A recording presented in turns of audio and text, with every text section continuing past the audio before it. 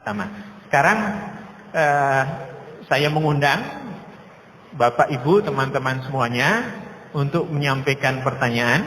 Karena waktu kita terbatas, kita menampung 3 pertanyaan. Nah, mungkin karena kita ada 3 elemen, ya, 1 dari mahasiswa, karena sebagian besar mahasiswa, 1 mahasiswa yang laki-laki, 1 mahasiswa yang perempuan, 1 dari Bapak Ibu dosen.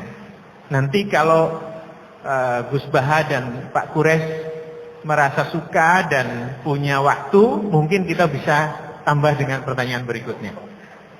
Silakan, mahasiswa dulu. Mahasiswa 1 putri, 1 putra. Silakan, yang pakai jaket alma mater di tengah ini. Sebutkan namanya, kemudian dari fakultas atau prodi apa, langsung kepada pertanyaan. Silakan, ya, yang depan ini. Walau itu kan nunggu emergensi. Itu ketika diurangi-uranginya orang kira itu kan sudah keterangan, nggak mesti kayak. Mikrofonnya? Ya, walau itu harusnya kan nunggu.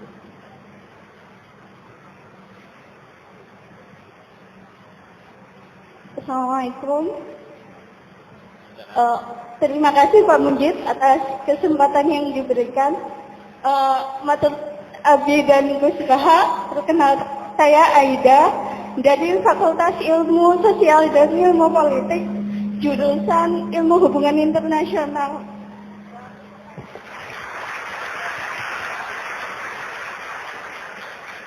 Tadi saya tertarik sekali dengan pemaparan Abi tentang merawat ukhuwah kebangsaan saat ini. Kula jadi ingat Al-Anbiya 107. Bismillahirrahmanirrahim. Wa ma arsalnaka illa rahmatan lil alamin. Mohon tips saking Abi dan Gus Baha, gimana kami mahasiswa yang masih keroco mumet dan sering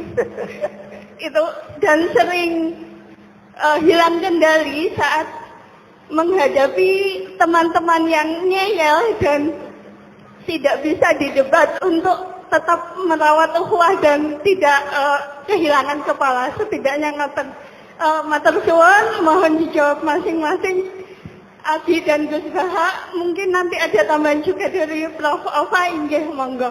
Terima kasih. Wassalamualaikum warahmatullahi wabarakatuh. Waalaikumsalam warahmatullahi wabarakatuh. Aida dari Hubungan Internasional. Ya, terima kasih, pertanyaan yang sangat bagus. Penanya kedua dari yang putra. Silakan.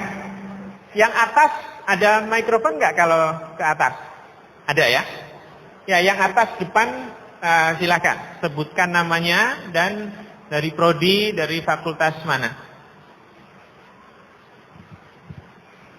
Oh, enggak ada mikrofon di atas. Oh, harus turun dulu berarti. Oke. Sementara itu, mungkin ada Bapak, Ibu dosen yang nanti mau menyampaikan pertanyaan. Nah, 1 Bapak dosen di sebelah kiri. Nanti kita tunggu yang dari mahasiswa putra dulu.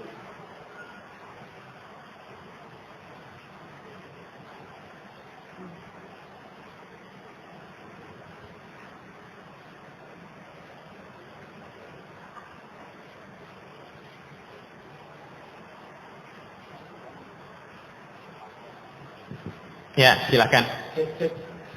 Terima kasih atas kesempatannya, sangat luar biasa sekali.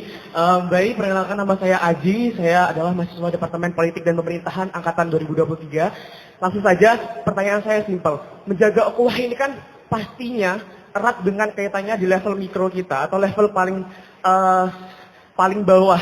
Nah, bagaimana sih, mungkin saya ingin bertanya kepada Gus Baha, kira-kira kalau misalnya kita ada slack dengan teman kita, karena kita memiliki ego yang tinggi, dua-duanya ini sama-sama memiliki ego yang tinggi. Mungkin ini tadi nyambung juga dengan pertanyaan mbaknya tadi. Jadi tipsnya bagaimana ya Gus ya? Kalau misalnya kita tadi bertengkar dengan teman, kemudian kita sama-sama punya ego yang tinggi, akhirnya kita tidak ngomong beberapa hari, dan apakah ada cara lain selain kita menurunkan ego, dan bagaimana caranya biar kita bisa kembali lagi menyambung silaturahmi yang putus tadi.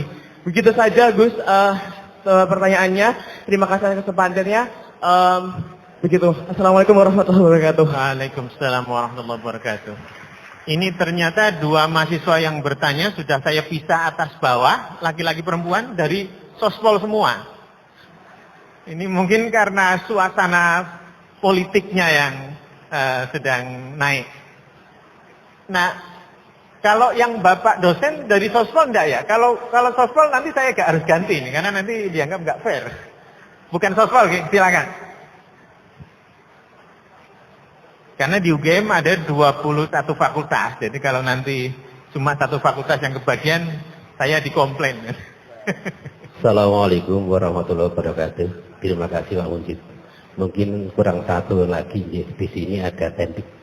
Oke. Bahkan sebentar lagi saya mungkin 1 bulan sudah pensiun.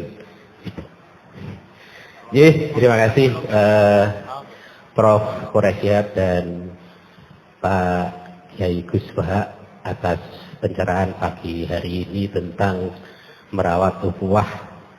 Barangkali ini menjadi model kita semua yang saat ini kita tahu bahwa mungkin di tataran paling bawah, dan nanti barangkali yang akan saya tanyakan sangat simpel.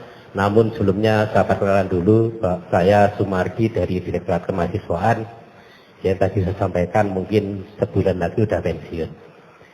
Baik, Bapak-Bapak yang kami hormati yang ada di depan, termasuk Ibu Rektor.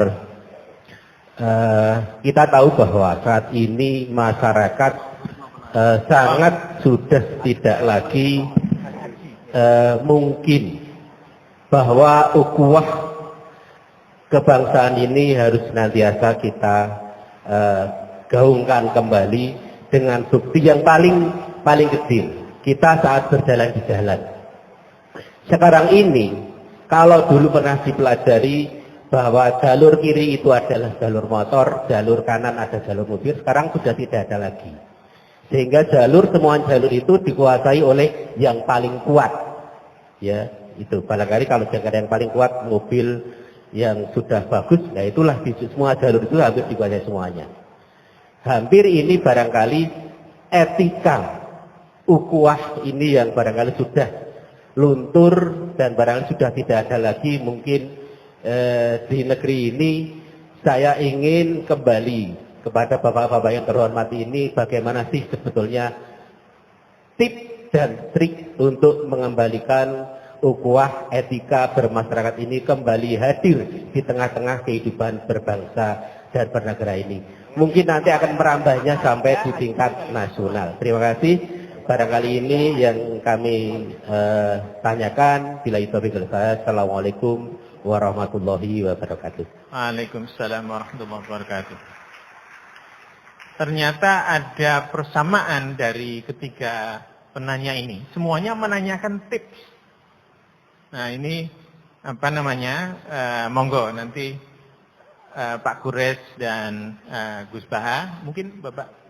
Oke, Gus Baha dulu. Cuma saya tertarik komentari kok tanyanya tips semua ya. Jadi seolah-olah itu sangat gampang, trik kalau sudah tahu tipsnya beres gitu. Padahal apakah betul ukhuwah itu sesuatu yang kita bisa selesaikan dengan tips? Tapi monggo, Gus Baha. Bismillahirrahmanirrahim. Kebetulan saya ini ahli tips betul, jadi insya Allah gampang. Saya tadi tersanjung lah dipuji Pak Munjid, katanya saya ini orang yang gampang saja menangani macam-macam. Memang faktanya gampang, dunia ini tidak ada yang susah. Yang susah itu tadi kata Abi Kures, hati kamu dikelola nggak apa-apa, gampang. Saya beri contoh begini, ada seorang kiai Abi Kures itu khusyuk betul, nggak mau berkawan sama perempuan cantik, katanya takut biologisnya kumat, takut sahabatnya kumat. Kalau berteman orang jelek kan nggak apa-apa, Gus, nggak minat, apalagi orangnya merongos, pukulan banyak katanya. Terus saya ingetin, sahabat yang nggak pada tempatnya itu dosa, tapi ngenyek orang juga dosa kata saya. Artinya dia menghindari perempuan cantik tapi dosa menghina. Begitu juga ada orang yang nggak mau berteman orang kaya, takutnya tamak gini-gini. Senengnya sama orang miskin, ternyata apa? Diperbudak, disuruh mijitin, disuruh-suruh. Dosanya yang berbudak itu. Jadi intinya dalam semua lini kehidupan itu ada problem fikih. Makanya kita harus pinter-pinter berteman orang kaya, semoga kayanya untuk kebaikan. Berteman orang miskin supaya kita tawadu. Melihat alumni UGM yang sukses kita bangga. Yang bikin masalah kita istighfar, gitu aja gampang kan. Artinya kiai juga sama. Kiai itu punya alumni yang jadi kiai, alhamdulillah. Yang enggak jadi kiai problem, dan kita istighfar semua di semua kehidupan kita. Nah, kata bapak ini bapak saya. Kalau pagi-pagi Abdi Quraisy itu ada orang nyun sewu, orang miskin, sholatnya pas-pasan, pakai celana pendek, pagi-pagi rokok di warung. Bapak itu mesti bilang gini, Pak, aku sing kiai ra mesti sebahagia itu. Sudah marung nggak punya uang ngutang itu nyingkrang bahagianya Masya Allah. Itu kata bapak, itu rahmatnya Allah. Orang nggak punya karya, nggak punya prestasi sebahagia itu, jangan diganggu kan. Selama ini kita sebagai akademisi, sebagai dosen juga ikut salah. Melahirkan satu paham, bahagia itu kalau jadi dosen, bahagia itu kalau jadi rektor, jadi menteri. Jika orang itu tidak kok berbahagia dengan kesehariannya. Padahal orang seperti itu, sering saya ketemu orang nganggur itu. Wah enak tuh jadi orang nganggur, lebih. Jadi menteri dikongkon presiden, jadi pejabat esok kudu ngantor. Jadi orang biasa enak, wae turu-turu, wae ngopi-ngopi gitu. Intinya bahagia seperti ini tidak usah dibatalkan, biar aja tetap bahagia seperti itu. Karena kalau kamu jadi dosen, nyanyi Anda di UGM juga kamu nggak mau. Jadi itu penting, lola kebahagiaan itu penting. Jadi ini Mbak Ega, Mbak Aji, semuanya harus dilatih lah, bahagia itu dilatih. Syukur-syukur model wali ya, terus sujud, terus sungkem di Allah. Kalau nggak model wali ya dilatih yang gampang-gampang. Saya teringat, konflik itu dimulai dari tersinggung. Saya ulang lagi, konflik itu dimulai dari tersinggung. Saya punya sekian khazanah tentang lola tersinggung. Saya berkali-kali cerita itu. Suatu saat Imam Syafi'i didatangi orang, cium tangan, terus hormat. Setelah itu orangnya menghujat. Dilaporkan sama santrinya, itu orang yang tadi nyium engkau, di luar menghujat engkau, menghina engkau. Imam Syafi'i tertawa-tawa, baguslah saya wibawa, di depan saya agak berani. Kan? Enteng saja, dianggap enteng saja. Enggak kok, wah itu khianat, itu munafik, enggak. Alhamdulillah saya wibawa, buktinya di depan saya tidak berani. Nah ini tips direktor, kalau ada yang ngerasain jenengan di luar, alhamdulillah di depan saya tidak berani. Jadi enteng saja. Diceritain lagi, orang separuh dari kampung ini nggak suka jenengan Imam Syafi'i karena engkau terlalu ngendikan hak. Baguslah, kalau nggak suka saya berarti nggak ngutang saya. Yang masalah itu yang suka-suka itu bisik-bisik minta-minta. Ya. Jadi dianggap enteng saja. Kalau Anda sudah bisa ngelola konflik seperti itu, ringan saja. Ada lagi ulama disuruh ke tetangganya. Setelah datang ke rumahnya, irji falah hajat alibik. Sudah kamu kembali, saya tidak butuh kamu. Setelah sampai rumah dipanggil lagi. Ya saya jadi butuh kamu, silakan ke rumah. Datang lagi sampai 3 kali. Dan setiap dari 3 itu ulama tadi senyum, senang puas sekali. Akhirnya pemuda tadi tanya, engkau saya bully, saya kerjain kok tetap senang ceria. Sampai 3 kali. Ayo datang ke rumah saya, setelah sampai rumahnya, sudah pulang aja, saya tidak butuh kamu. Setelah di rumah dipanggil lagi. Pak Yai jadi acara di rumah saya. Setelah di rumahnya, sudah saya tidak butuh kamu pulang. Sampai 3 kali. Dan fikul lil marroh, di fitil kal marroh, di semua itu beliau senyum, senang menikmati. Tanya pemuda tadi, kenapa engkau tetap senyum-senyum menikmati? Saya ini penghamba Allah sejati. Senang saya sama ajarannya Allah, disuruh menghormati tetangga. Kamu tetangga saya, minta saya datang ya datang. Puas kamu nyuruh saya pulang ya saya pulang. Alhamdulillah saya jadi hamba Allah yang baik. Ngikuti perintah Allah, hormat tetangga. Katanya. Sama kita di Indonesia gitu. Kalau Anda tidak sepaham dengan presiden atau dengan bupati, perintah Allah itu hubungan dengan mereka baik. Cocok tidak cocok harus baik. Itu perintah Allah. Jangan yang cocok jika kita membebek, nggak punya prinsip, nggak punya ideologi. Saya diundang di sini, kalau nuruti nafsu saya tidak cocok. Kiai kok diatur-atur. Tapi perintah Allah disuruh hormati kawan. Kata Rasulullah di sebuah hadis, inna min abaril birri silatar rajul ahla wuddi abih. Kebaikan tertinggi itu adalah berkawan baik sama teman bapaknya. Saya ini dekat sekali sama Profesor Zaini Tahlan, sehingga harus hormati putrinya. Sebetulnya wajib hormat itu dosen UGM, kalau enggak dipecat kan. Tapi saya punya konstitusi sendiri. Jadi kalau hidup kamu sudah bertautan dengan Allah, semuanya indah. Maka yu'minu billahi wal yaumil akhir falyukrim jarahu. Kalau kamu iman sama Allah dan Rasul, hormati tetangga kamu. Bukan pakai hukum sosial. Kalau baik saya baiki, kalau enggak. Berarti ada terdikte oleh makhluk. Terdiktelah oleh Allah Subhanahu wa taala yang suruh supaya kita selalu baik. Nabi mencontohkan ada 3 tetangga. Satu punya 3 hak, yaitu dia muslim, dia kerabat kamu, dia tetangga kamu. Yang 2 punya 2 hak. Dia muslim, dia tetangga kamu, tapi tidak keluarga kamu. Yang 1 punya 1 hak. Dia tidak muslim, tidak kerabat, tapi itu tetangga kamu, yaitu non-muslim. Juga harus baik. Suatu saat Khalilur Rahman Ibrahim ditemani orang Majusi, umurnya 70 tahun. Cerita ini ada di Isya, di Ar-Risalah Al-Qusairiyah. Ya meskipun ini tidak bidang Pak Munjid, tapi referensinya saya sebut sebagai penghormatan pada UGM. Kamus keren, masa ngomong tanpa referensi. Nah, itu nanti ini pasar gelap kata beliau. Kalau ada kiai yang referensinya tidak banyak, kata beliau pasar gelap. Saya minta makan kali ini saja. Kata Khalilur Rahman Ibrahim, hatta tuslima, kamu harus Islam dulu. Terus orang ini putus asa. Wallah itu sudah pulang. Setelah sekian meter, sama Nabi Ibrahim, sama Allah, Nabi Ibrahim dikasih wahyu. Ya Ibrahim, kamu tidak mau ngasih makan orang itu meskipun hanya 1 hari. Tidak, karena dia masih kafir, non-muslim. Utimuhu ala kufri mutsabina sanatan. Itu orang sudah umur 70 tahun, tidak pernah kelaparan. Sayang Tuhan saja ngasih makan, kamu manusia tidak mau. Terus dipanggil akhirnya. Ya Majusi sini, tak kasih makan. Kenapa kamu rubah? Ditegur sama Tuhan. Karena kata Tuhan, saya yang Tuhan saja, yang dikafiri dia, tak kasih makan kok kamu manusia kok ribet. Akhirnya dikasih makan. Jadi contoh-contoh muamalah kebangsaan, beda agama itu cukup. Referensi kita cukup. Yang enggak cukup adalah pikiran kita yang sempit, itu masalahnya pikiran kita. Wong Islam itu kepenak, enak betul. Saya punya saudara, punya keluarga, saya tadi cerita Pak Kures. Wah itu haternya banyaknya bukan. Tapi bilang ke saya, dah Gus kita sama-sama wali. Syaratnya wali itu hanya 2. Dicintai banyak orang atau dihujat banyak orang. Kalau dihujat banyak orang itu ngilangi dosa. Islam itu enak, dicintai orang ya ibadah, dirasani orang ngilangi apa? Dosa. Maka kamu jadi dosa. Tenang saja. Kalau mahasiswa senang energi kebaikan, kalau tidak senang ngurangi dosa, kan enak kan? Monggo jenengan milih mana? Milih banyak pecinta apa banyak yang membenci. Tapi apapun itu terus kembali ke Pak Kures tadi. Yang semuanya dari semua itu adalah Allah Subhanahu wa taala. Kalau kamu nyari ridhonya Allah, enteng semua kan? Sudah enteng betul. Menyabari orang yang menyinggung itu ya ibadah. La tasdaq farad dadamiraron faqala la tasdaq. Tersinggung enggak marah itu ibadah. Wal kadhiminal ghaidh. Jadi itulah yang harus kita latih, saya itu sering ijtihad ya, bukan dengan makna yang mutlak ijtihad biasa. Saya ini termasuk kiai yang susah diundang. Saya datang ke sini bukan sebagai UGM, Bu Oba itu putra dari Profesor Zaini. Jadi jangan GR Pak Munjid kalau saya diundang UGM terus Pak Jumawa ini enggak, biasa aja. Biasanya bukan karena meremehkan UGM enggak, memang ada aturannya. Kiai itu kan ya jaga hatinya. Jangan-jangan diundang UGM mari takabur.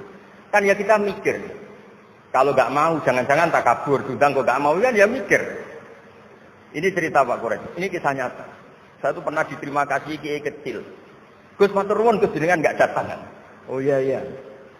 Kalau di dunia kiai itu kiai kecil kan diundang acara-acara kecil. Ya kira-kira salam tambah erong atau sewu lah kira-kira. Gara-gara saya tidak datang dia lakon itu ya lakon dia yang disalami template, yang dicium. Oh itu kalau jenengan datang saya mahjub, saya tegak kanggo.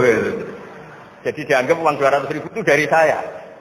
Ternyata menghadiri acara kecil itu tidak solusi juga. Kalau kita kiai besar datang ke acara kecil, ini namanya menghentikan rezekinya yang kecil. Itu ibarat toko besar dekat kelontong kecil. Tapi kalau tidak datang, sombong betul setelah kiai besar diundang yang kecil nggak mau. Nah itu namanya ijtihad. Ijtihad itu satu pemikiran yang tadi yang diceritakan Mas Haji tadi. Mau tidak mau kita secara sosial itu berdebat. Sebaiknya kita ingin merakyat apa enggak? Kalau merakyat dengan tema-tema rakyat, urusannya makan, mungkin kita tidak jadi negara maju. Tapi kalau terlalu tema-tema besar, jangan-jangan lupa ngasih makan. Ya sudah, itu ijtihad. Ini yang terakhir saya cerita perbedaan pendapat. Dulu Al-Harits Al-Muhasibi itu pernah punya ide. Ini temannya Imam Ahmad, temannya Imam Syafi'i. Ya Imam Ahmad saya mau ngarang buku tentang menolak paham-paham Mu'tazilah, paham-paham yang nggak benar. Menurut Anda gimana? Jawabannya lucu. Jangan katanya. Kenapa? Sebelum Anda membantah mereka, meluruskan mereka, pasti Anda cerita argumentasi mereka.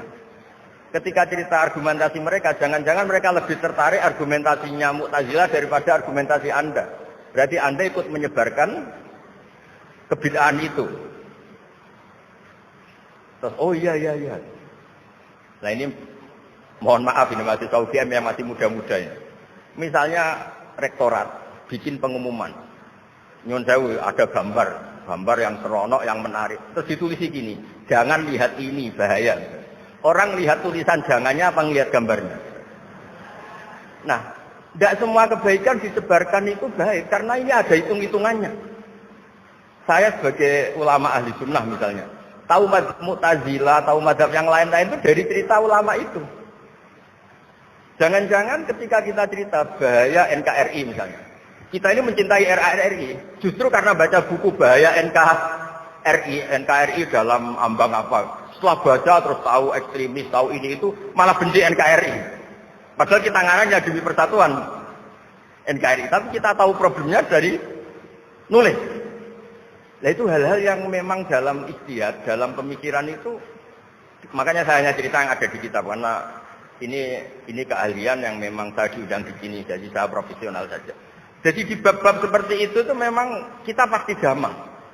Berteman orang kecil katanya merakyat, ternyata memperbudak. Enak kan Anda misalnya Pak Mujid berteman kampungnya di Kebumen, dosen UGM tinggal nyuruh minta mijitin. Kalau berteman rektor disuruh-suruh kan. Nah ternyata tidak merakyat. Senang berteman orang bisa disuruh, gak dia berteman atasnya. Lah gak mau berteman atasnya katanya merakyat, ternyata karena hasud, karena gak jelas semua, hidup ini gak jelas. Yang jelas hanya Allah Subhanahu wa taala. Makanya menurut ilmu tasawuf itu qulillah tsumadzarhum fi khawdima labun, sudahlah kembali ke Allah. Berteman orang kecil ya karena perintah Allah. Kalau karena perintah Allah pasti inginnya ikram, memuliakan. Berteman orang besar juga karena perintah Allah supaya ada hasud, supaya Indonesia ada chaos. Kayak tadi yang dijawabkan Pak Quraisy. La imamun husyum khairum min fitnatin tajum. Imam yang dengan arti salah itu masih lebih baik ketimbang chaos. Karena kalau chaos sudah tidak kebayang. Ya apapun itu cukuplah khazanah-khazanah Islam untuk mendidik kita sebagai orang yang menjaga kebinekaan, menjaga ukhuwah. Ya, terima kasih. Oke. Ini indahnya kita mendengarkan urian-urian Gus Baha. Nah, dalam kaitan itu tadi ketika saya bikin metafora harimau Al-Quran, itu sebetulnya saya juga agak sengaja ini kalau salah ditegur apa enggak. Ternyata memang salah. Jadi dengan itu saya jadi tahu. Saya terus terang sejak mahasiswa dulu, itu kalau kuliah, itu mengambil posisi yang beda dengan dosennya.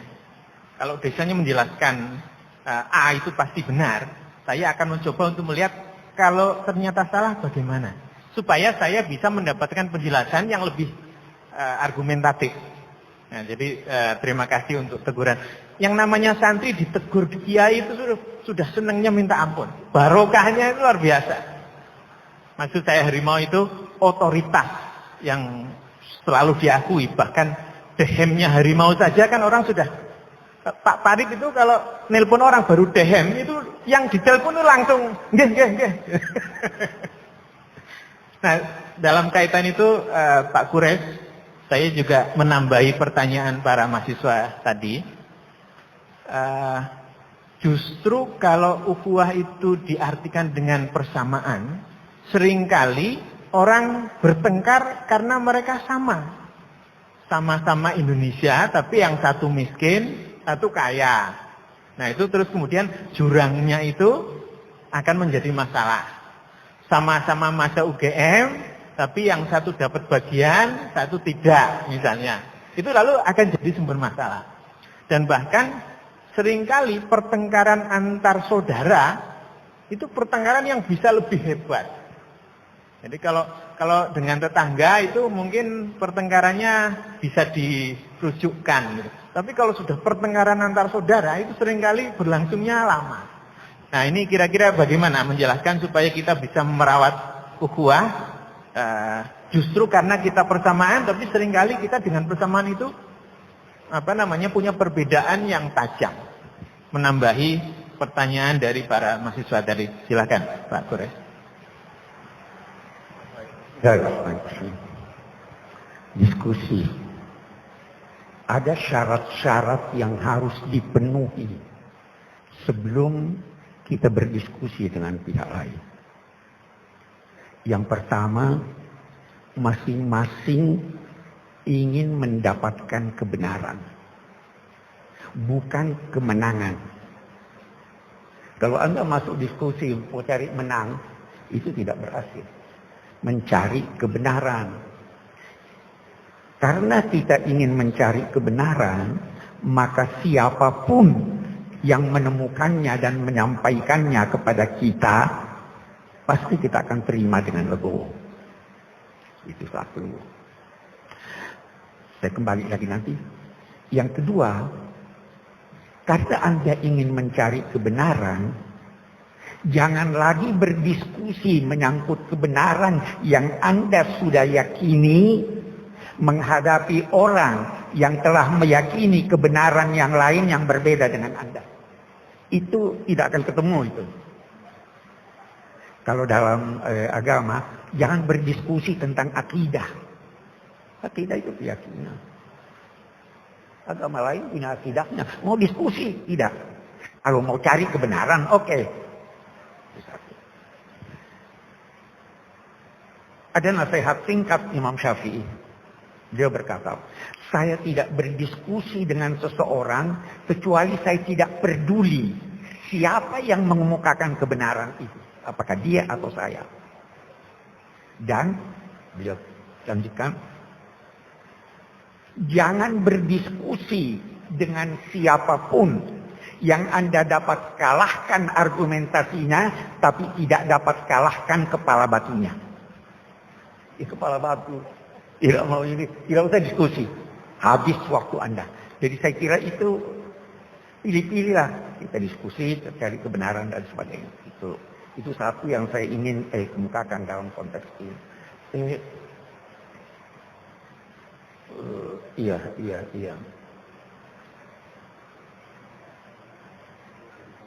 Yang kedua tadi ada soal kuat tidak kuat ya. Atau sebelum sampai ke sana lagi saya ingin berkata begini.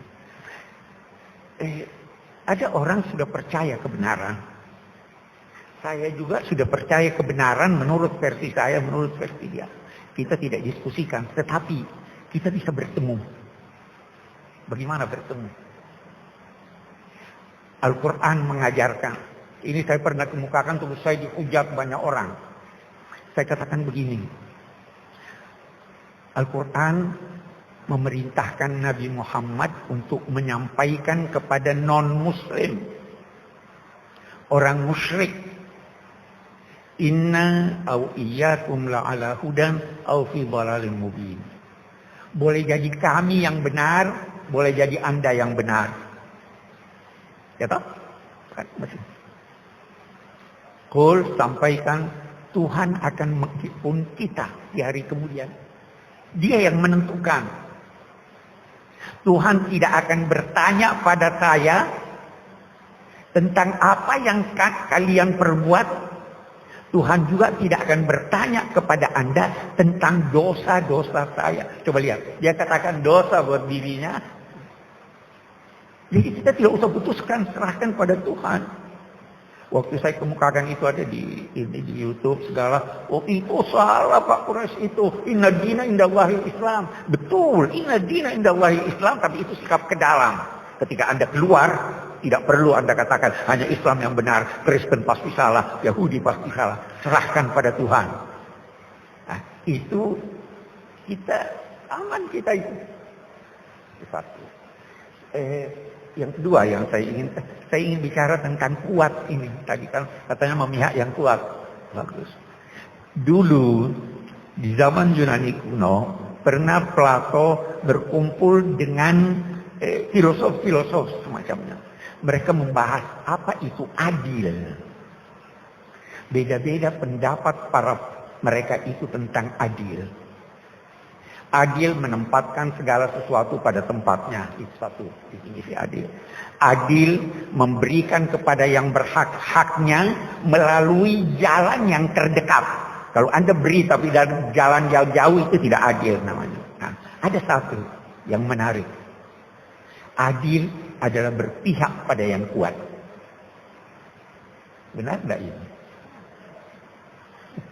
Boleh jadi sekarang begitu ya? Berpihak pada yang kuat. Oke.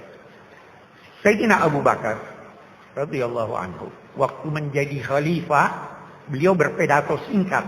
Salah satu ucapannya, yang kuat di sisi kamu lemah menurut pandanganku sampai saya mengambil hak orang lain yang ada di tangannya. Yang lemah di sisi kamu kuat di sisi saya sampai saya kembalikan kepadanya haknya. Jadi kalau mau artikan memihak kepada yang kuat, itulah penafsiran yang sesungguhnya. Kuat di sisi orang tapi di sisi kita. Nah, sekarang ini terkadang tidak seperti itu kan, yang kuat dan sebagainya. Nah, itu bukan keadilan. Dan ada bedanya keadilan dalam sidang-sidang sengketa dengan keadilan sosial. Keadilan dalam sidang sengketa, mata harus tertutup. Tapi keadilan di bidang sosial, mata harus terbuka melihat siapa yang butuh untuk dibantu, apa yang dan sebagainya. Itu keadilan. Tetapi apa ini idealisme? Lahir lagi diskusi. Apa cendekiawan perlu berpolitik? Saya dengan adik saya, Alwi, sering diskusi. Dia dulu politisi.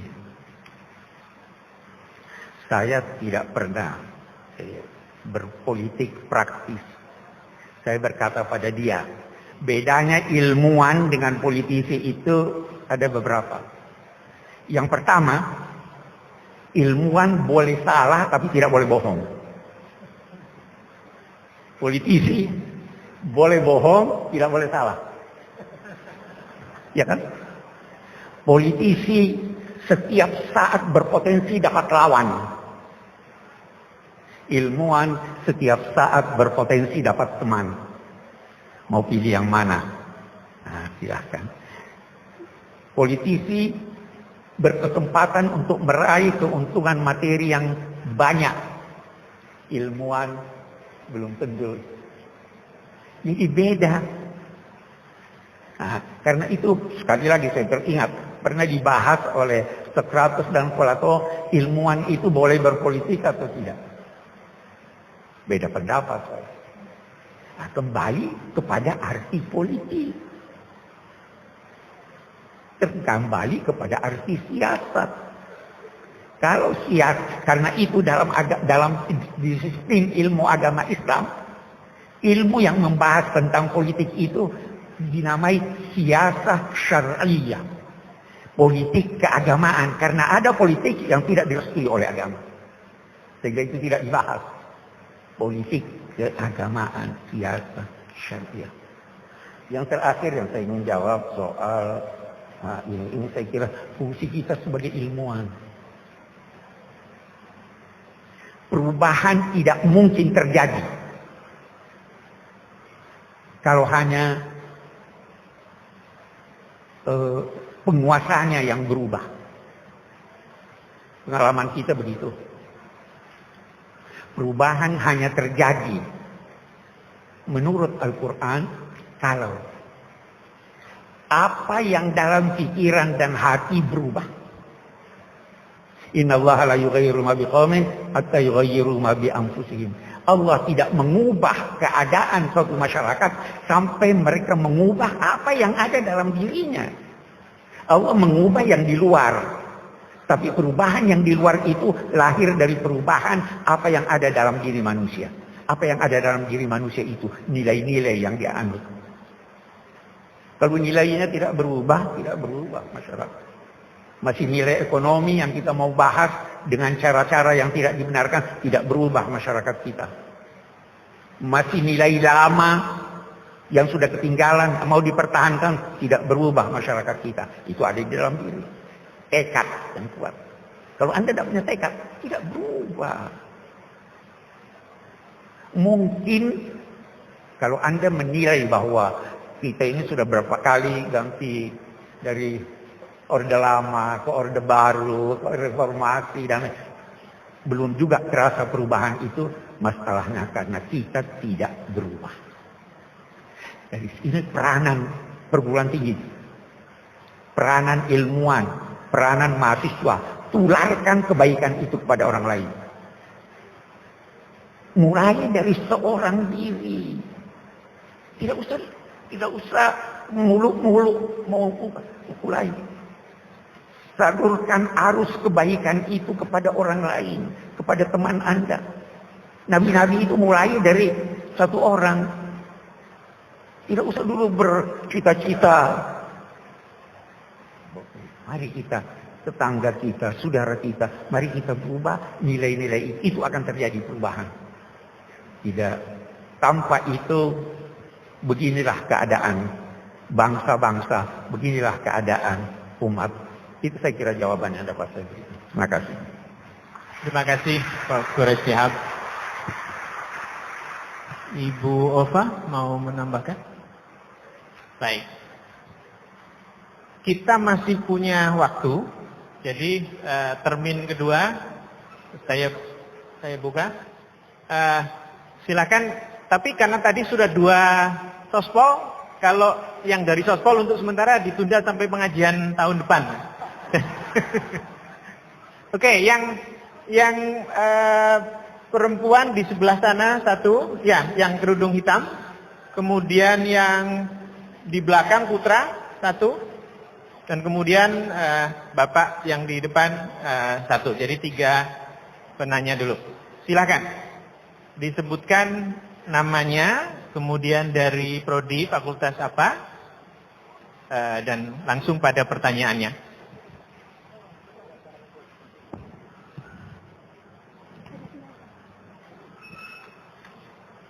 Baik, Assalamualaikum warahmatullahi wabarakatuh. Ngapunten Prof. Quraish Shihab sama Gus Baha.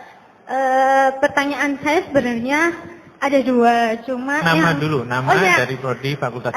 Perkenalkan, saya Samiana Sitatul Zahro dari Fakultas Biologi. Seperti itu. Pertanyaan saya sebenarnya ada 2, namun sepertinya yang pertama sama seperti teman-teman yang lain. Jadi saya lanjutkan ke pertanyaan yang kedua. Pertanyaan saya, dalam kehidupan seperti berpolitik, bermasyarakat, lalu berorganisasi itu seringkali ditemukan perbedaan pendapat dan bersitegang sampai terjadi konflik yang mengkhawatirkan ukhuwah dalam wilayah tersebut. Lalu bagaimana menyikapi hal tersebut sebagai khalifah atau pemimpin dan sebagai orang yang di dalamnya yang tentunya harus derek kepada khalifahnya tersebut. Terima kasih. Wassalamualaikum warahmatullahi wabarakatuh. Waalaikumsalam. Yang di belakang, silakan. Ini mau nonton mikir kan? Ya, pakai apa nih? Yang turun. Oke, turun. Yang tadi turun. Oh.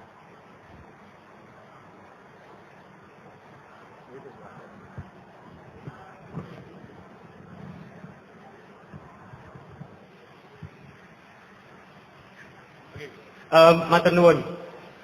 Gus Baha, teng Al-Qur'an niku wonten lantana lul birro hatta Sebentar. Alon-alon dulu perkenalkan. Oh ya, maaf.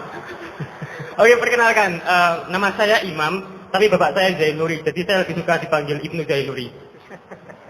Baik, Gus Baha, di Al-Qur'an itu ada lantana lul birro hatta tunfiqu mimma tuhibbun. Engkau tidak akan menemukan kebenaran hingga engkau menginfakkan apa yang engkau sukai. Nah, dalam rangka menjalin islah antara Gus Baha dengan saya, apa boleh bila pesi kita tukeran? Matur nuwun. Oke, langsung dijawab sama Gus Baha. Ini korban tamak ini. Artinya gini, Anda mengabaikan keadilan. Kalau tak kasihkan ke kamu, yang lain geremeng semua. Tapi bukan karena kikir, karena tadi korbannya lebih banyak. Loh iya. Jadi supaya tadi ngaji tafsir lagi, mimma itu sebagian. Jadi ini ya harus jaga, saya pikir ya enggak, tapi saya ada hasil ya jangan. Ini orang yang dekat saya aja enggak akan saya kasih versi saya ini, nanti yang lainnya bisa gerung. Ya udah cukup itu. Dan sampean juga enggak nanya dulu apa peci itu termasuk yang sangat beliau cintai. Jadi kalau enggak kan ya enggak ada risiko apa-apa. Baik, penanya berikutnya. Nggih, Bapak yang sudah di tengah.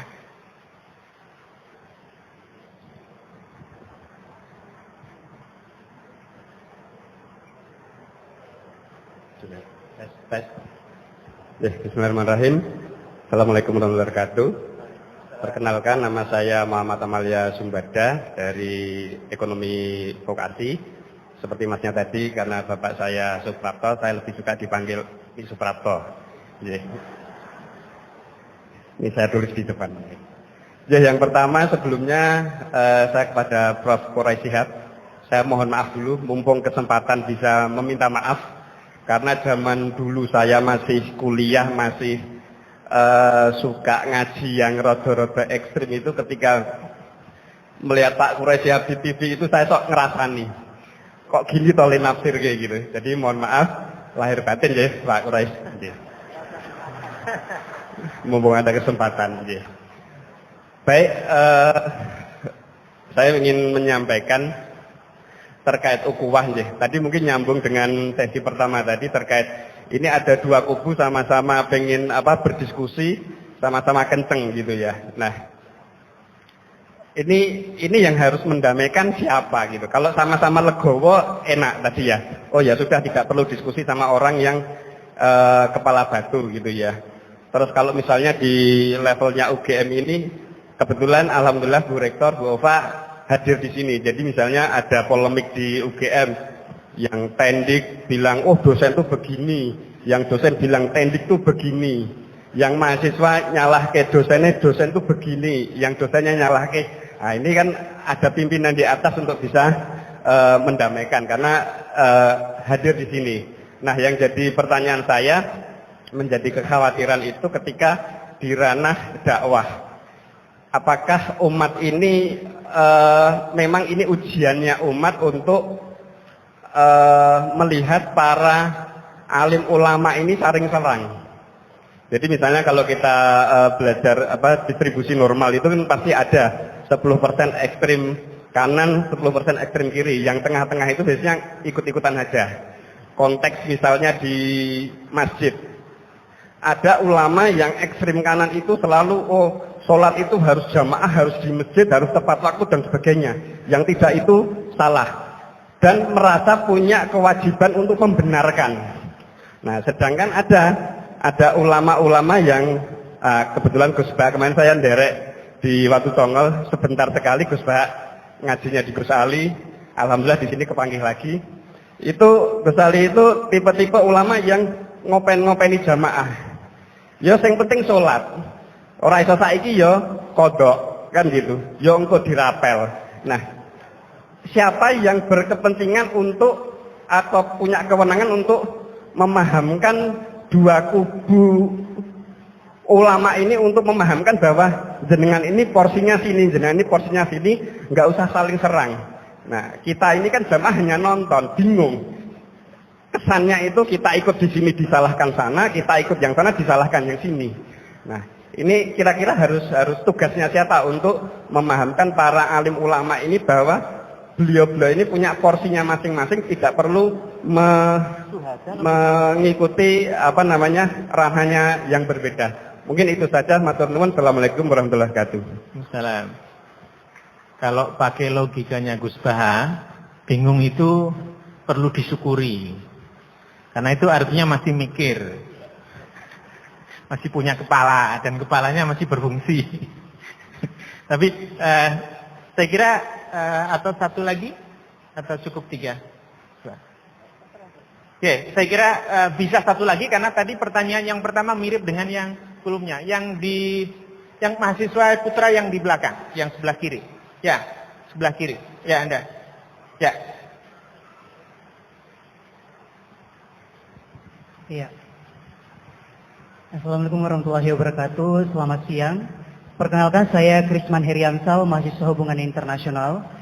Senang sekali saya bisa menjadi bagian dari dialog kebangsaan menyambut Oh, Ramadan. ternyata softball lagi ini. Saya tadi sudah cancel yang softball.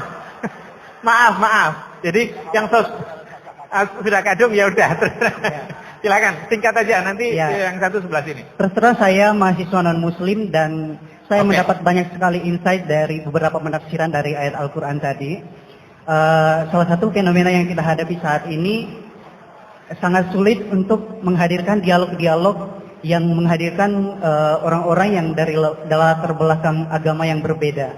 Dan seolah-olah hanya jika kita memiliki latar belakang keagamaan yang sama, baru kemudian kita bisa memiliki kesempatan untuk berdialog. Nah, kira-kira mengapa sangat sulit bagi kita di negara kita ini untuk menghadirkan orang-orang dari latar belakang agama yang berbeda untuk hadir dalam suatu forum dialog yang sama. Kemudian bagaimana kita bisa menyikapi fenomena tersebut? Terima kasih. Baik, terima kasih sekali. Tepuk tangan. Ini pertanyaan yang sangat penting dan menarik. Kenapa sekarang antara yang muslim dan non-muslim jadi sulit berdialog? Saya tambah satu yang terakhir, yang di tengah pakai jilbab krem. Silakan.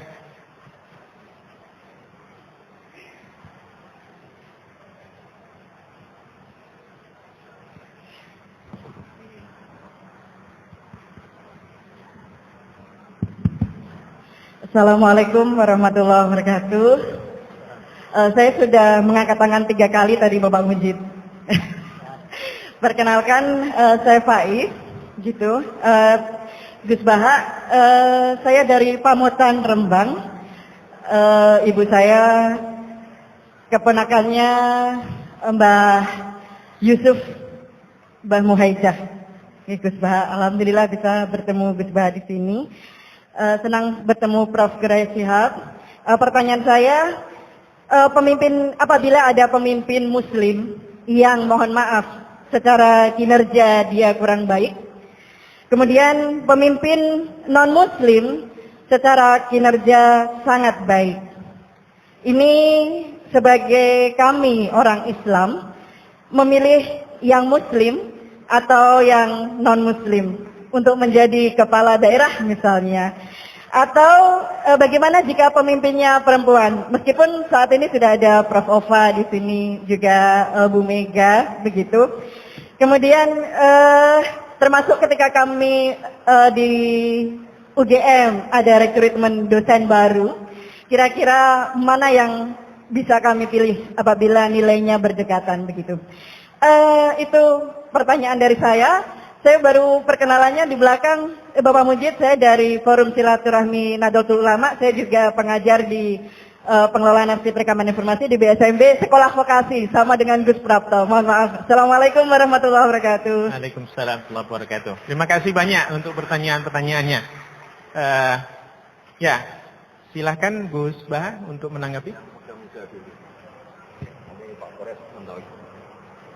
Bismillahirrahmanirrahim. Tadi yang dari Magelang ya, yang tetangganya Gus Ali dari Bali, yang minta maaf sama Pak Quraish. Saya mewakili beliau, sudah dimaafkan. Karena saya tahu kalau tradisi orang alim, tradisi kiai itu memaafkan itu ibadah, jadi enteng saja. Apalagi pas Anda ngerasain itu nggak ditulis kok di Arab, karena nggak ngefek. Nah, terus saya ngapresiasi pertanyaan dari mahasiswa non-muslim tadi. Sebetulnya ketika negara ini berdiri itu ya dialek semua antar umat beragama. Sehingga diputuskan yang penting itu berketuhanan. Maka yang ditolak oleh konstitusi kita adalah ateisme, komunisme. Saya membayangkan misalnya punya anak perempuan, diajak orang yang tidak beragama di tengah hutan misalnya. Bunuh ya tidak takut Tuhan, merkosa tidak takut Tuhan, salah etika ya tidak takut Tuhan. Bandingkan kalau diajak yang beragama. Pasti masih ada rambu-rambu, ada ini itu. Sehingga memang masalah betul ketika orang tidak berketuhanan itu. Jadi saya ingatkan Mas tadi, siapa tadi namanya? Yang non Irman saya. Yang non muslim tadi itu. Siapa? Namanya siapa? Siapa? Kurang jelas. Siapa namanya? Krisna. Krisman. Oke, namanya Krisman. Jadi Mas Krisman ya, kalau dibilang nggak pernah ada dialog, dulu ketika negara ini berdiri, itu semua tokoh agama bersepakat. Termasuk saat itu ya ada Perindo, selain ada NU ada Perindo. Itu yang ditentang itu adalah ateisme. Karena kalau orang tidak bertuhan itu ngeri. Ngerinya itu ya tadi misalnya kita punya anak perempuan atau punya keluarga, diajak orang yang tidak beragama. Misalnya berzina ya gak takut dosa, merkosa ya gak takut, bunuh ya gak takut karena gak punya Tuhan. Mungkin takutnya sama polisi ya kalau ketahuan, kalau enggak. Tapi kalau orang bertuhan ini sistem kesalehannya, sistem kebaikannya ini berlipat-lipat. Takut hukuman Tuhan, takut sosial, takut ini itulah. Sehingga kita bersepakat berketuhanan. Lalu kedua ada beberapa kejadian nyata. Di beberapa negara yang pahamnya itu tidak bertuhan, itu bekas kondom atau bekas apa dipakai lagi, didaur ulang. Bahkan tinja yang bisa dikelola jadi bahan makanan. Kalau yang beragama tidak, termasuk mungkin di ilmu medis ini tidak wilayah saya tapi saya cerita. Mungkin masalah-masalah kayak ya apa hal-hal yang menurut kita dilarang, menurut agama mereka enteng saja. Misalnya bikin cadangan-cadangan organ tubuh dan sebagainya. Kalau beragama itu masih enak, aturannya jelas. Kalau nggak beragama itu repot. Sehingga saya cerita sedikit lagi-lagi karena kadung dipuji ahli Quran Pak Quraisy sama saya. Saya cerita. Dulu ketika Rasulullah itu sugeng masih hidup, itu ada kekuatan politik. Satu Romawi bertuhan, yang satu Persia tidak bertuhan, tidak berkitab suci. Ketika Romawi kalah, itu Rasulullah itu susahnya bukan main, karena yang masih mentautkan diri dengan Tuhan kalah sama yang sudah tidak bertuhan. Dan ketika akhirnya Persia yang kalah, yang menang Romawi, Nabi itu ikut senang karena yang bertuhan mengalahkan yang tidak bertuhan. Kenapa penting bertuhan? Karena bertuhan itu setidaknya punya aturan. Melakukan ini dosa, melakukan ini dosa. Empati sama fakir miskin itu ibadah. Semua agama pasti sama di tema-tema seperti itu. Sehingga berketuhanan ini penting sekali, kata Pak Quraisy tadi, berketuhanan itu luar biasa. Terus kedua, ini penting juga. Saya mohonnya. Saya pernah juga disowani beberapa tokoh dari Mabes Polri. Saya sering bilang, Indonesia, utamanya pejabatnya harus terima kasih sama seluruh rakyat Indonesia. Karena itu aset yang sebenarnya Indonesia ya seluruh rakyat Indonesia. Saya cerita, satu cerita ini hadis sahih di Bukhari, nggak bisa dipertentangkan. Ini hadis sahih di Bukhari di Muslim. Di antara yang diapresiasi Allah itu adalah potensi jahat kita tidak menjadi, tidak kita wujudkan. Kalau seluruh rakyat Indonesia, tidak usah seluruh, 1/4 kita ini maling semua. Itu negara miskin kok, karena biayai kita di penjara 2 tahun, 3 tahun. Separuh kita mentalnya membunuh, habis Indonesia. 1/4 saja, 1/3 saja, 1/8 saja punya mental killer, itu habis Indonesia. Ketika rakyat kita, ketika tetangga kita, masyarakat kita tidak melakukan kejahatan, itu ketertiban yang sejati. Maka semua bentuk ketidakkriminalan yang dilakukan oleh rakyat Indonesia itu awal dari aset bangsa ini. Coba kalau semua orang mencuri, habis negara untuk biayai di penjara. Semua orang kriminal. Berkahnya mereka tidak melakukan, Indonesia baik-baik saja. Sebab itu ketika ada sekian kebaikan, Nabi terakhir ngendikan apa? Takufu syarroka anin nas fa innaha sadaqatun minka ala nafsik. Potensi jahat kamu jangan kamu lakukan, itu sudah menolong peradaban. Para gadis tetap gadis karena nggak diperkosa. Orang yang punya kambing satu tetap punya kambing satu karena nggak dicuri. Orang yang berkarir tidak terhenti karena karakternya agak dibunuh, tidak dihujat, tidak dihentikan, tidak disetop oleh cibiran, oleh bulian. Maka di antara 7 orang yang dilindungi Allah, fi dzillihi yauma la dzilla illa dzilluh, itu Nabi hanya cerita orang yang enggak jadi. Di antara yang diceritakan Nabi dalam sebuah hadis, saya ini lelaki sejati, sangat mencintai sepupu saya, dan saya mau ngumpuli dia, tidak mau sampai saya kasih uang 100 dinar. Setelah saya kasih 100 dinar, saya ingin ngumpuli dia dengan cara salah tentu. Dia gak mau dan berpesan, la tasuddal khatam illa bihaqqi. Kamu jangan ngumpuli saya sebelum nikah. Singkat cerita, pemuda ini gak jadi melakukan hal yang yang nista, yang nggak benar. Itu sama Allah dijadikan wali, berkahnya nggak jadi. Jadi kalau potensi kejahatan kita tidak menimpa orang lain itu sudah luar biasa. Jangan nunggu berjasa kita dapat penghargaan setelah kita jadi kiai besar, jadi dosen UGM, jadi ini itu. Semua masyarakat kita yang menahan potensi kejahatannya itu adalah aset sejati Indonesia. Karena sekali mereka berkejahatan, entah itu mencuri, merkosa, habis. Harapan kita sebagai bangsa habis. Tapi selama ini nunggu apresiasi itu yang bentuknya fi'lu, yang bentuknya mereka melakukan apa. Sebetulnya enggak. Tidak melakukan kejahatan itu sudah bagian dari kebaikan yang luar biasa. Terus yang terakhir tadi yang pertanyaan pemimpin muslim dan non-muslim. Memang ini wilayah sensitif, tapi sebetulnya bisa dianalisis secara fikih. Ya saya ulang lagi, bisa dianalisis secara fikih Nusantara, fikih kebangsaan. Jangan dianalisis pakai fikih yang internal dalam Islam. Saya ulang lagi, jangan dianalisis menurut fikih yang di internal Islam. Kita beri contoh umum saja ya. Kita beri contoh umum saja. Dulu Pak Gores pernah mencontohkan kalau non-muslim bisa jadi pilot beneran. Padahal dia non, sama Pak Munjid yang kiai di UGM, nggak bisa jadi pilot. Kira-kira milih mana? Tapi itu kan wilayah yang sensitif. Karena ini di Indonesia itu konteksnya bukan urusan pilot. Urusan mewakili kebanyakan Indonesia itu muslim. Dan demokrasi itu mencerminkan suara mayoritas. Tapi tidak mungkin juga membiarkan muslim yang killer, yang pembunuh, yang dulu punya reputasi, yang misalnya macam-macam. Jadi hal-hal seperti itu, kata Quran itu, jangan berdiskusi sesuatu yang kalau menjadi jelas malah masalah. Karena itu kan seperti pertanyaan gini, Gus saya punya kerabat di Jogja, tapi pelit, sama orang lain dermawan, bagus mana? Kita kan nggak mungkin menganjurkan mutus hubungan keluarga. Tapi tidak mungkin juga suruh ikut orang pelit. Anda membuat orang fikih karena kalau yang nggak ahli fikih itu ya gampang saja jawab semaunya. Tapi kalau saya sebagai orang yang tekuni fikih itu bingung. Saya sering ditanya orang juga. Gue mau nyalon lurah, ya lurah atau bupati atau apa. Katanya nyuap itu haram tuh. Setelah dipraktekkan nggak bayar, nggak bagi uang, ya nggak jadi betul. Yang menang yang bayar. Terus akhirnya fikihnya tak rubah. Nyuap itu ya haram, medit ya haram katanya. Dimodifikasi sedikit, akhirnya alhamdulillah terus bersodakoh. Ya menang akhirnya berkahnya sodakoh.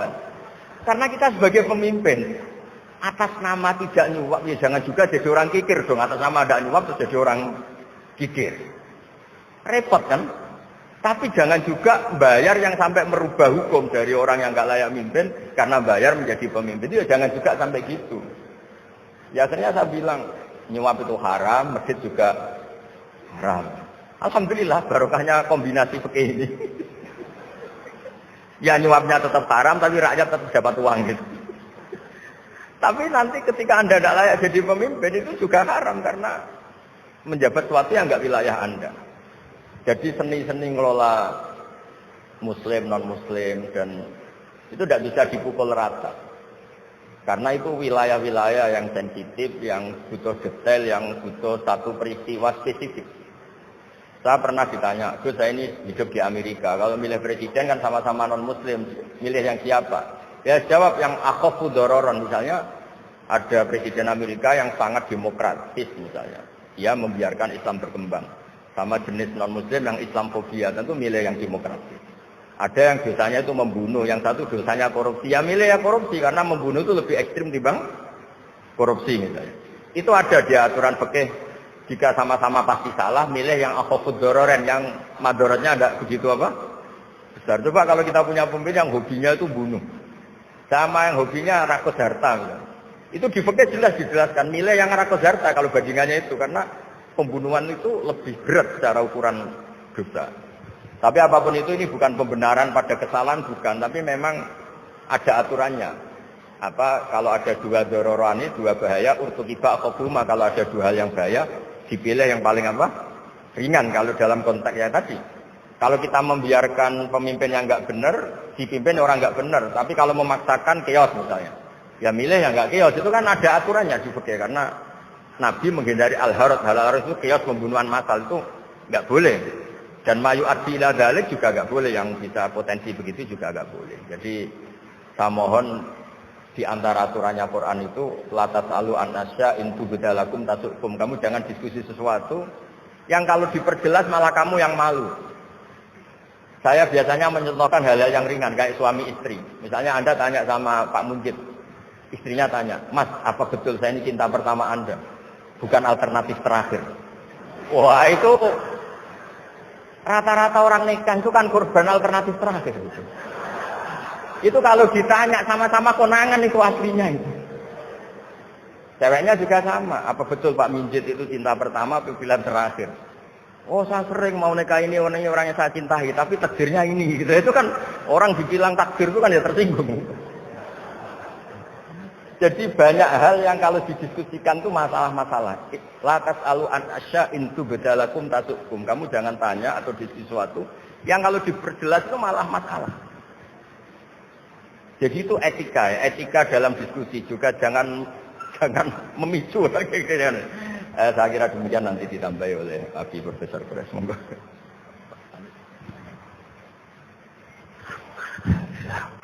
Baik, bismillahirrahmanirrahim. Beberapa pertanyaan saya akan gabung secara keseluruhan. Yang pertama, yang ngerasain saya terima kasih. Betul. Yang menunjukkan kesalahan saya akan sambut dengan baik. Jangan juga tulisan-tulisan saya, ceramah-ceramah saya tidak ada salahnya. Semua manusia bisa salah, bisa khilaf. Sehingga kita harus berterima kasih kalau ada orang yang mau menunjukkan kesalahan. Itu prinsip hidup saya. Ditegur cucu saya seringkali ditegur cucu. Oh itu enggak begitu lagi. Gitu. Kenapa? Oh ini ada perkembangan baru ilmu. Ya kan? Jadi saya tidak keberatan, silahkan. Paling mari kita diskusi, mari kita ini. Yang kedua, jangan pernah beranggapan bahwa dua hal yang secara redaksional berbeda itu pasti bertentangan. Di dalam ilmu logika ada syarat-syarat yang harus terpenuhi baru kita berkata bahwa itu bertentangan. Kalau saya berkata si A datang, Anda berkata si A tidak datang, belum tentu bertentangan. Karena yang saya maksud dengan A beda dengan yang Anda maksud dengan A. Yang saya maksud dengan datang dengan pesawat, yang Anda maksud datang dengan mobil. Yang Anda maksud dengan A datang hari Senin itu, jadi tidak semudah itu kita berkata ini bertentangan. Itu prinsip dasar. Gajah, binatang berbelalai, benar ya? Binatang besar, benar. Binatang yang tunduk pada anak kecil, benar. Kebenaran bisa beragam. Itu satu. Yang kedua yang saya ingin katakan bahwa agama Islam, saya bicara tentang agama Islam, tidak melarang Anda berbeda pendapat. Yang tidak melarang lahirnya kelompok-kelompok dalam masyarakat Islam. Yang dilarangnya pertengkaran antar kelompok. Wala takunu kalladzina tafarraqu wahtalafu.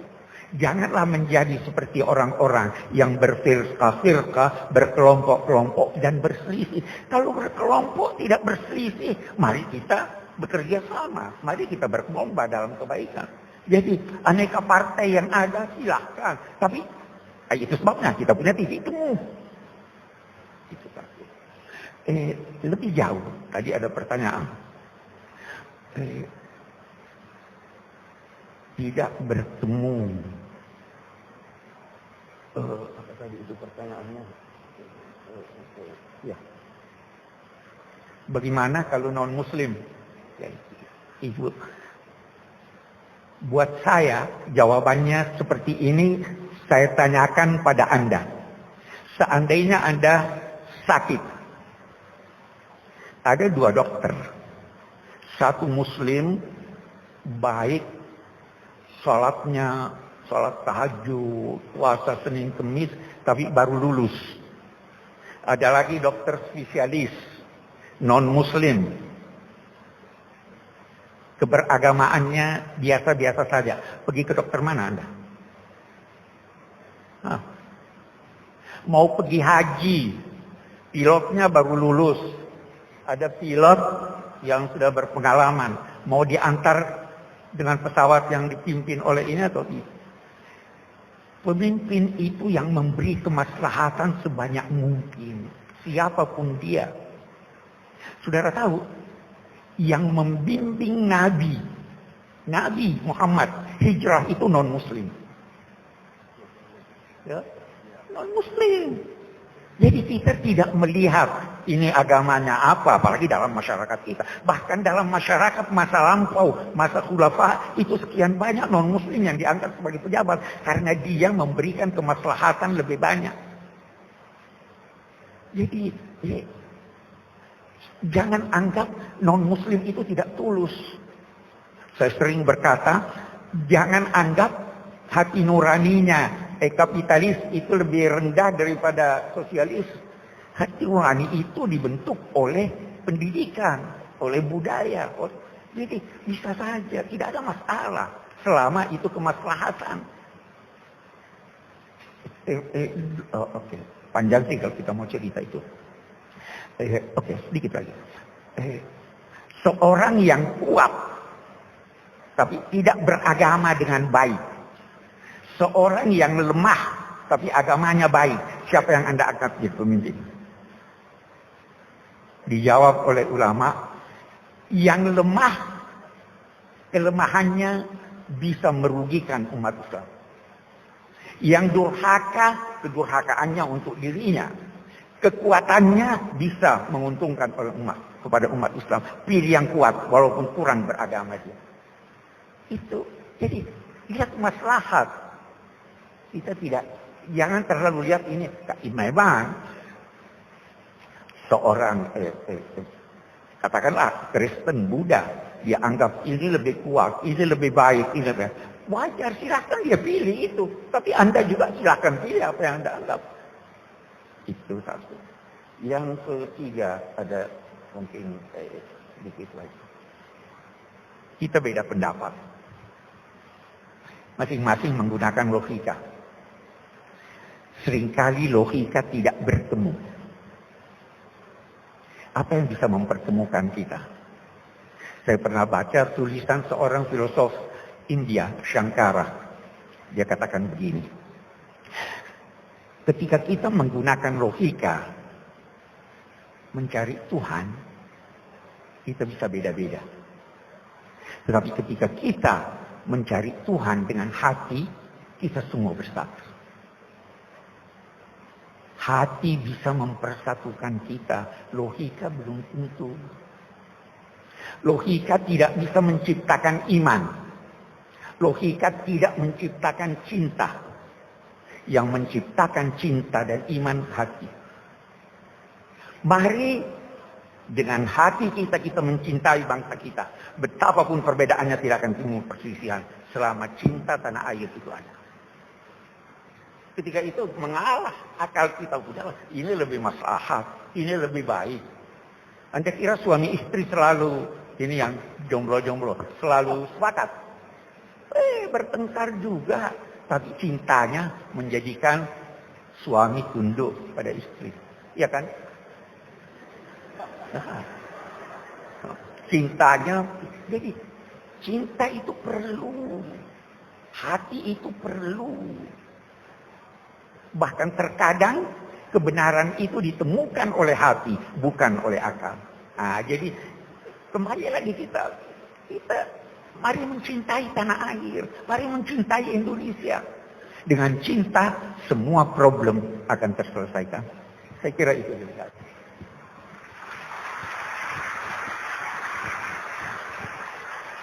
Terima kasih banyak Pak Quraisy dan Gus Baha. Ini kita sudah makin mendekati jam 11:30 karena acara kita hari ini 11:30 sudah harus selesai. dengan berat hati, meskipun saya tahu masih ada banyak tadi yang mengangkat tangan untuk bertanya. Itu bukti bahwa kita punya keingintahuan, punya kepedulian, ingin mengaji lebih mendalam. Insya Allah nanti ada kesempatan lain untuk Prof. Quraisy dan Gus Baha supaya kita berguru lagi pada beliau-beliau di kesempatan yang akan datang. Oke, jadi ini peluang istimewa yang pertama dari Gus Baha dan Prof. Quraisy untuk hadir. Mudah-mudahan nanti kita akan ada kesempatan yang lain. Untuk informasi Bapak Ibu, Prof. Quraisy yang sekarang sudah 80 tahun, belum lama pulang dari Abu Dhabi, itu kalau istilah bahasa Jawanya keroyo-royo, berkenan meluangkan waktu untuk bersama kita sebelum Ramadan ini. Jadi kita sangat beruntung. Kita doakan semoga beliau selalu sehat, panjang umur, dan terus memberikan pencerahan-pencerahan untuk kita semuanya. Demikian juga kita juga selalu berdoa untuk Gus Baha semakin produktif dan memberikan pencerahan kita dengan nalar-nalar beliau yang sangat kritis yang selalu membuat kita berpikir ulang. Berpikir ulang untuk banyak hal, tetapi berpikir ulang untuk lebih mendekati kebenaran. Jadi kalau eyel-eyelan itu artinya orangnya, kalau tadi kan banyak pertanyaan-pertanyaan yang gimana caranya kita bisa menjaga ukhuwah kalau orangnya suka eyel-eyelan. Eyel-eyelan itu berangkat dari ketidakmauan berpikir ulang tentang posisinya.